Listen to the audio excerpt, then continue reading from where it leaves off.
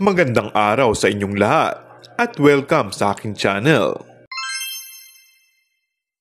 Ayon sa mga ulat, lumalabas na si Paolo Avellino ay regular na bumibisita sa bahay ni Kim Chiu araw-araw.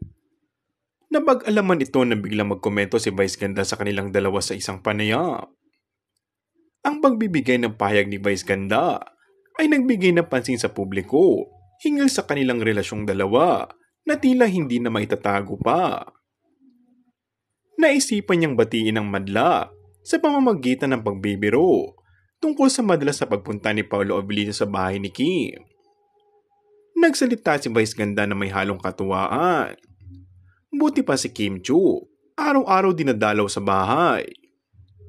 Ang pahayag na ito ay agad nagbigay daan sa mga usap-usapan tungkol sa tunay na estado ng kanilang relasyon.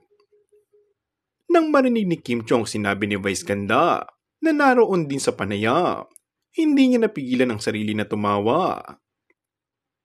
Ang reaksyong ito ni Kim ay tila nagpapakita ng kanyang pag-amin sa katotohanan ng kanilang sitwasyon.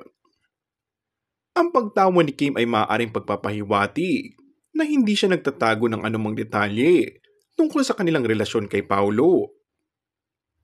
Walang diretsahan na pag-amin, ngunit hindi naman nila dinideny, kaya't sapat na umano iyon sa madlang people, lalo sa Kim Pao fans, na umaasa na endgame na ang kanilang mga idolo. Kung bago ka lang sa aking channel ay mag-subscribe at pindutin na rin ang notification bell. Maraming salamat!